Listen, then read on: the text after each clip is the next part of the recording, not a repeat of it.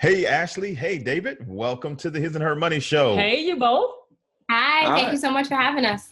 We are glad to have you on the show because you guys are debt free.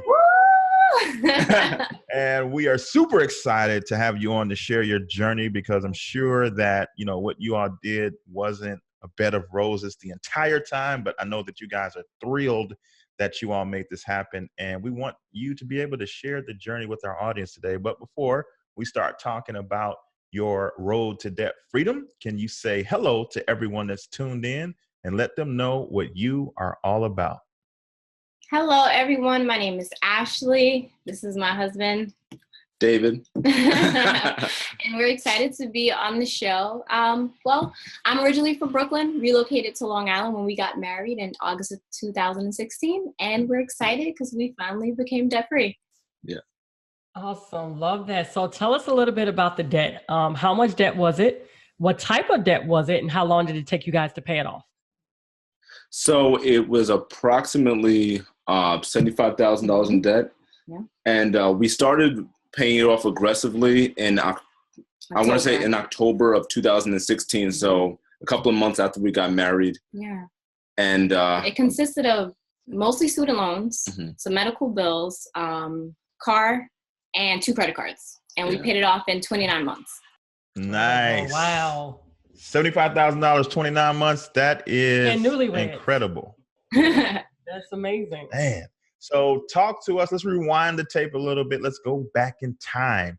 Talk to us about what made you guys even attempt to start a journey towards debt freedom.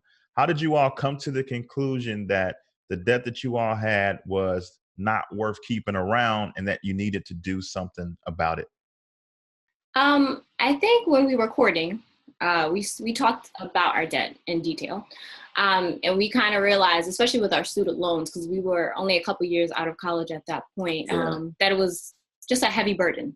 And we didn't want to carry that into our marriage. We know that money problems add a lot to a lot of reasons why people get divorced, and we didn't want to have that. We also wanted to be able to leave a legacy for our future children.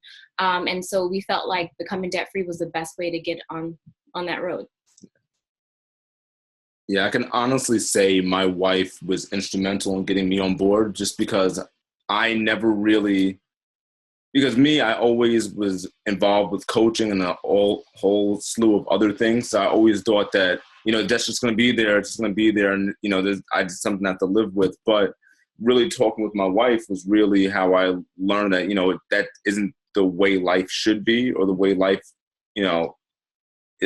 can be for us. So she got me on board. It was hard at times, but she really, showed me a new way of living. And I gotta say, I could never have done it without her.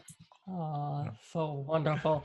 So there are some people listening and they're making the decision to start their debt-free journey, but they don't know what the first steps to take are. So what were the first steps that you guys took after first deciding, hey, we know that we want to get out of debt. We know that we want to start to build a legacy for our future children. So how did you guys walk that out? What was the first steps that you took? The first step is that we enrolled in Dave Ramsey's Financial Peace University. It was something that I was interested in doing for a while before we met. So when we got married, that was like the first step. I actually signed us up right before our wedding for, an October class. Yeah. And he really wasn't that interested. He just kind of like placated me like, okay, we'll go. This is going to be dumb. But I think through the course of it, that's when you really got on board. Yeah.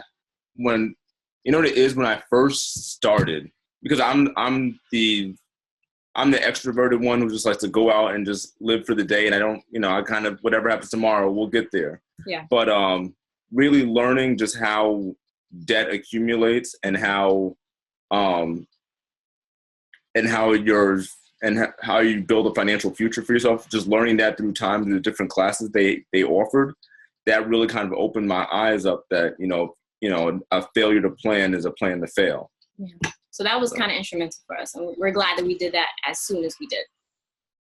So now you said, David, like I wasn't really on board. You couldn't have done it without her. But let's go back to that point where you weren't on board, because there are people listening and their spouse isn't on board and they're like ready to tackle this, but it's such a struggle and they get discouraged when they try to talk to their spouse about it and their spouse is less than enthusiastic about the idea of doing something different with their money, the idea of getting out of debt.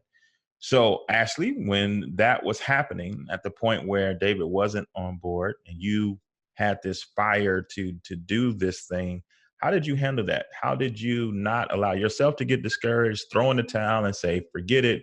You were able to keep, pushing and pressing, and eventually David got on. But how did you handle those moments where he wasn't ready? I think what needs to also be said is the fact that you guys were just married, right? So there's seasoned couples that they don't know how to get their spouse on board, but how do you get your brand new husband on board?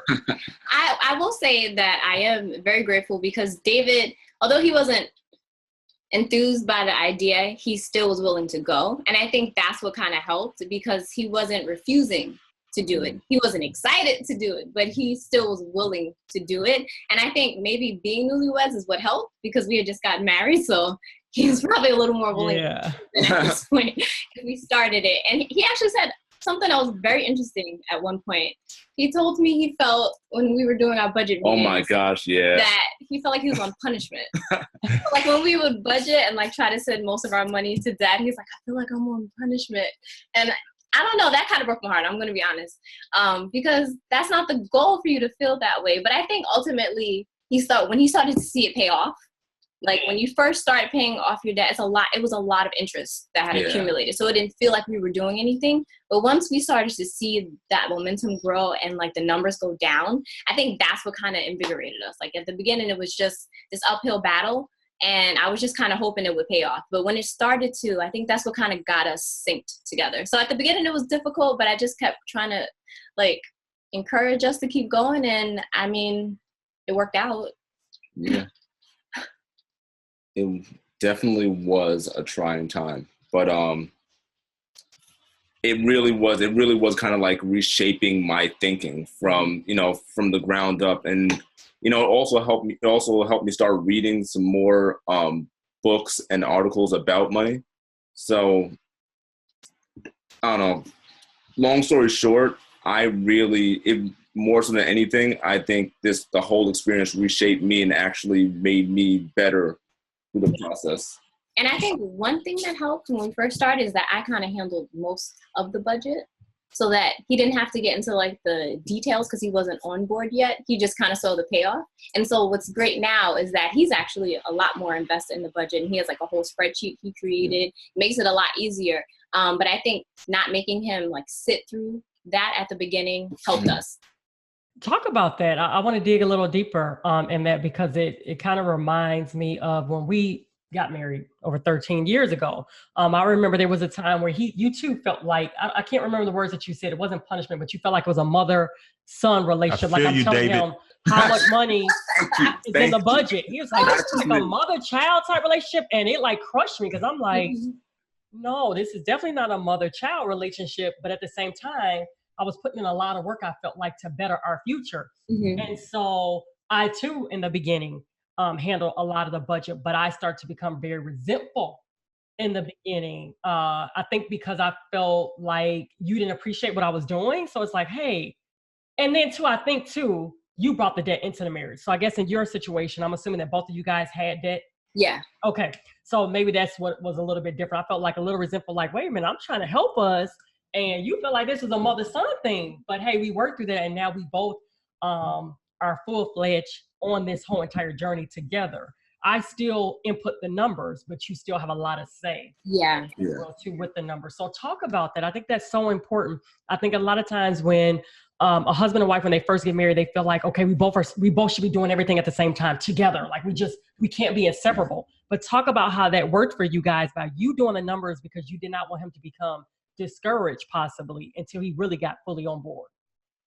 I think what it is like we came into those budget meetings, me having a more detailed idea of what our expenses were, what was coming up on our calendar, because I'm more of a planner kind of person. Like I need to have everything written.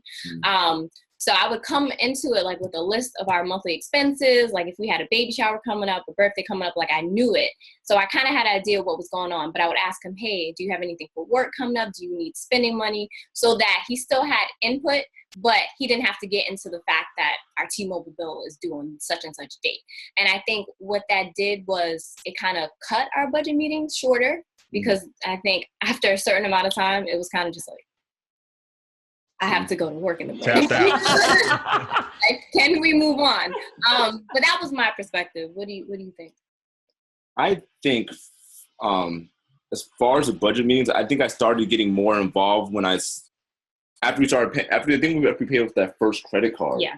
After we paid with that first credit card, and I created the spreadsheet on the computer. When I started, because I'm more of an Excel computer kind of guy, that's just... I'm more of a notebook and pen kind of person. Yeah, if I see notebook and pen, I'm automatically going to have a bunch of bad thoughts from 3rd, 4th, 5th grade. Don't want that again. So I use the spreadsheet on our computer, and it just, to me, it just kind of just gets me just linked in. I felt like I was a part of the process. I think that helped us along a lot, because I felt like I had a little bit of control there, so I didn't feel like I was totally out of control. And I think that really helped when we both started to take ownership of the budget meeting. Like, he does it the way he does it. I still write in my binder, because it helps me feel like I can go back to it. And one of the things that we did do, and that we continue to incorporate into our budget meetings, because we are believers, is that we pray before every budget meeting. We pray for guidance and direction on how to spend our money.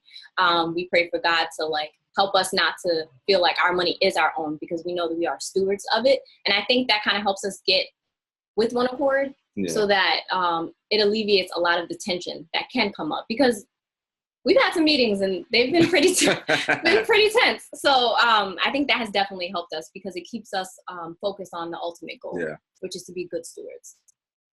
How did you rebound from those tense meetings? Some people might, experience that and say, you know what, this just doesn't work. You all didn't allow the tenseness of the meeting to totally derail you all. So take us take us inside of one of those intense budget meetings. How did you all work through the tense moment and get to the other side? I mean, I have to be honest. Sometimes we just have to take a break. Like, sometimes we'll start a budget meeting, and halfway in or a couple minutes in, we're like, okay, we got to do this tomorrow. Because this is not going to work. And, it depends on what happened throughout the day, what time it is, what we're looking at. Sometimes we'll notice it's really tense because we forgot to pray before we started. And we'll say, all right, shut it down, start over, let's pray. And I think what it is that we don't take it as, if we have a bad couple of minutes or we have a bad meeting, it doesn't mean that this process doesn't work. It doesn't mean that the process is bad.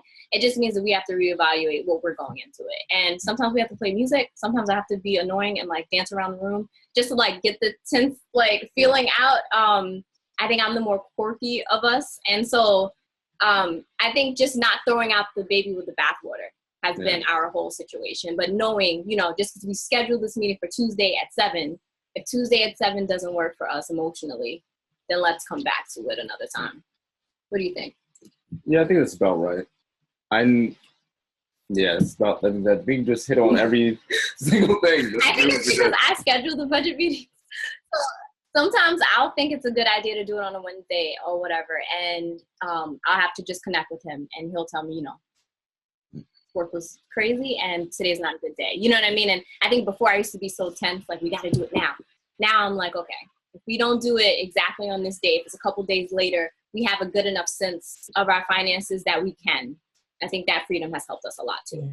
Yeah, that financial schedule you made, the monthly one that we keep a schedule of all our finances every for the month. We keep it in our hallway. We have a vision board, and kind of just show where we are, where we want to be, and what we have currently coming up.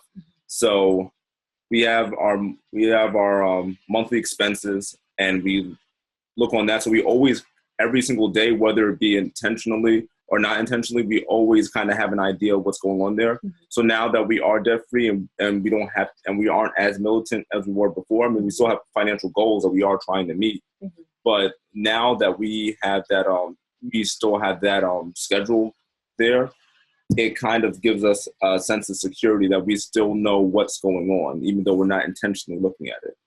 That's good. I love that. Let's talk about the vision board. So you have your expenses, your monthly expenses on that board. Yeah. So it's a table, and it has like the day of the month that each different expense is set up, either in auto pay or auto deduct, or when we generally want to pay it. So we have an idea of throughout the month how much money is going to like rent, to our phone. And then we have a general idea of how much we spend on like groceries and gas throughout the month. And so basically what that helps us to do is that if we have a meeting on the 15th, we know that A, B, and C should have come out of our account by then. We can check it. And then it helps us to streamline the process, so we know what we're playing with in terms of, well, in the past it was paying off debt, but now what has to go towards our emergency fund, what's available to us basically. Does your credit score have you down and looking for solutions? You may just find the answers you're looking for with Credit Sesame. Credit Sesame is your solution for a free no-hassle credit score, credit analysis, and tips for managing your money. They are here to help you take control of and have the tools you need to bring about a bright financial future. Get empowered today. There's no credit card required. Receive identity theft protection up to $50,000. And discover a marketplace for credit and loan officers that will help you get to your next level. Visit hisandhermoney.com/Credit Sesame for more details. So let's talk about, you guys paid off approximately $75,000 in 29 months. That's incredible. So what were some of the practical things that you guys put in place? I heard the budget was huge for you all, but what were some of the things that you guys did to knock out this debt in such a short period of time? One of the things that we did, I think, and it's pretty unpopular, but we decided to rent space in our in-laws' home, which definitely cut down on the rent expense. We cut as much as we could from our budget. Like, we don't have cable or anything. Netflix. So was the renting from the in-laws, was that intentional because you guys were paying off debt? Yes. Yes. Because before this, because I lived in Brooklyn and David lived in Long Island, he really loves Brooklyn. He wanted to move to Brooklyn. And the cost of renting in Brooklyn currently is just way more than we would be able to afford. I mean, we could afford it, but then we couldn't afford anything else. So we moved out to Long Island. So we've been renting with our in-laws, which has absolutely been a blessing, because it really is what helped us be able to reach this goal in such a short amount of time. David picked up a side hustle training Saturday mornings for basketball, which was great. I sell things on Facebook Marketplace whenever I can. And just really trying to cut as much as we could from our budget. Yeah. It also helped a lot of stuff. We also were, when we prayed a lot for God to make a way. I know that part of my decompression process is I need to get on the basketball court. That's just how I decompress, especially after those tense budget meetings. Fortunately, I was really upset knowing that I wasn't gonna be able to play in these leagues like I was before. And fortunately, someone who I coached with way back, when I first got out of college, ended up calling me and saying like, "Hey, I have a spot on my team. I want you to come play with us." So, they put me on this team and I didn't have to pay anything. And, that's stuff, little things like that, just to that kept me going without totally, so I wouldn't have to implode, was a blessing to me. God definitely showed up. A lot of things that we cut, I think he just made up for it in a lot of great ways. Dave's a part of a men's ministry. And they had, I think, like a banquet or something, and they offered us like free tickets. Like, it's something we wouldn't have been able to put in our budget because we had like such a strict goal. But like, God just kept showing us in little ways like that. And it kind of helped soothe the journey so that it didn't feel as rigid as it was, but we just tried to cut as much as possible. One thing that I thought was really interesting, I don't know if you guys know a lot about Dave Ramsey, but he's such a proponent of like working as much as possible during your debt-free journey. So I was so excited to try to get a second job. And that was like the one thing that David was not gonna let him. So that was really funny because I kind of felt like, I should be doing everything I can to get out of debt. And that's the one thing. That was the one, I think, restriction that you kind of put in place. I shut that down. I tried, don't worry. I tried getting one too when we were paying off our mortgage. He was like, no. Yeah. Well, Facebook Marketplace has been helping. Yep, I did the same thing. I love it. What was your rationale though, David, when Ashley brought it to you and said, I think I should get a second job, and you weren't feeling that, and talk about, your reasoning why, and then talk about how you all even had that conversation and you all got on the same page when it came to making this decision? I mean, part of it was, and, you know, I just got to be honest, I wanted to be the provider and the protector for my wife. I didn't want her to have to, because she was working in the city, and I didn't want to have to travel and deal with the travel and then working a second job on top of that. So I work on Long Island. I make a good amount of money, and plus I was also offered some secondary opportunities with coaching basketball and training basketball, and a couple of parents even asked me to be a personal trainer for one-on-one. So I had, like, you know, 3 streams of extra income coming in. And, you know, I just didn't want that for my wife. I just wanted her to be able to come home and relax. That was I it. appreciate that. I mean, I appreciate it now. I was like kicking and screaming back then. I can do it. I can work on Saturdays. I came home one night and she was filling out applications on the computer. I was like, what is this? So talk about this. You all had the side hustle income. You had all these different basketball things going on. And then Ashley was selling stuff on Facebook Marketplace. How were you all in strategic in allocating the extra money that you all were making and making sure that you are actually using it for your goals? Because it's easy when you get the little extra money to give yourself an excuse to do this and do that. Well, maybe just this time. But how did you all make sure that the extra work that you all were doing was being aimed at the goals you were trying to achieve? Well, I mean, I will say that sometimes the extra money we put towards like pocket money or stuff, I think there are seasons and there are cycles, and there were just points in the 29 months where like we were just burned out. So like we needed to take like a breather, or we needed to put that money towards like having a date night or just pocket money. David loves sushi. So like every once in a while I was just like, here, just take the money, like go enjoy, like decompress. So for the most part it went to debt, but there were some times when we were allocated towards just like blow money. But I think mostly like the money I brought in went to debt, just because I think that's what helped me decompress. Like Dave has basketball and the gym and stuff, but like me pressing like send on a payment, that's like the best thing for me. Your pay off debt dance? Yeah. It always makes fun of the dance I used to do when we used to pay off debt, but it just, because it made it real. You know what I mean? And then waiting the couple of days to see the payment post, that was like really exciting to me. So I think when we first started, when David started training, the money that he made minus tithes off of it was just his spending money. So that it kind of made it so that all of the money in our account after our expenses could go to debt, and we didn't have to feel like we weren't living, you know? Mm-hmm, mm-hmm. I think I was gonna say, I think eventually that I want to say probably like at that 6-month mark, when we started seeing stuff getting paid off. I think at that point I was totally so then we went full stream ahead. Then I went full stream ahead. So we just made sure we took the tithes out, and then we kind of put it towards that. How were you finding stuff to sell on Facebook Marketplace? Was it just stuff around the house, or were you going out finding things at a low price that you could sell a little bit higher on Facebook? I mean, all of the stuff that I sold, and it hasn't been a lot, I wish it was more, has been stuff that we've had in our house. So like, for example, like an office chair that I brought into our apartment. So we didn't need 2. So I sold that.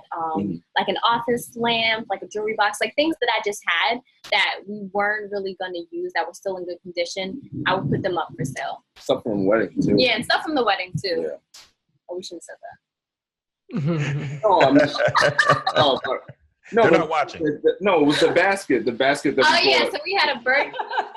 People put like cards in. So that's okay. You're debt free, so it was worth it. You know, it was worth it. So, what was your approach? Did you guys take the approach of the debt snowball method? How did you guys approach paying off the debt?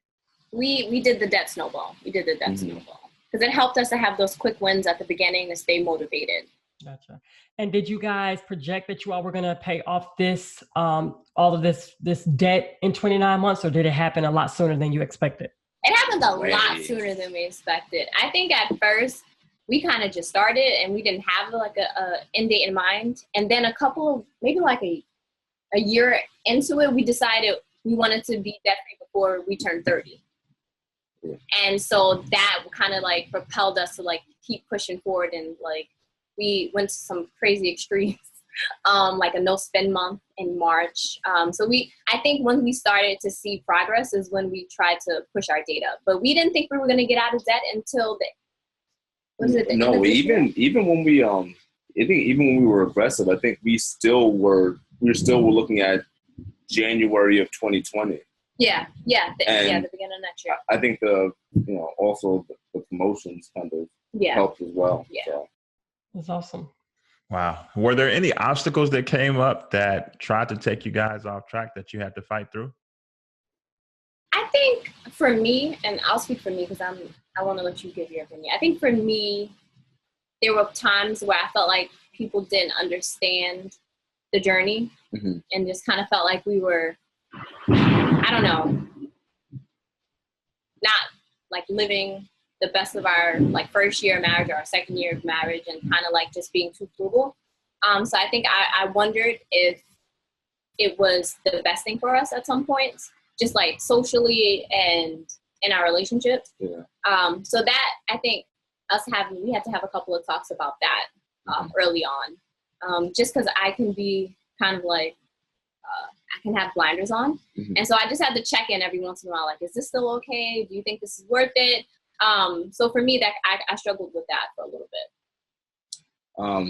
Personally, I think the biggest obstacle, again, was just changing my mindset.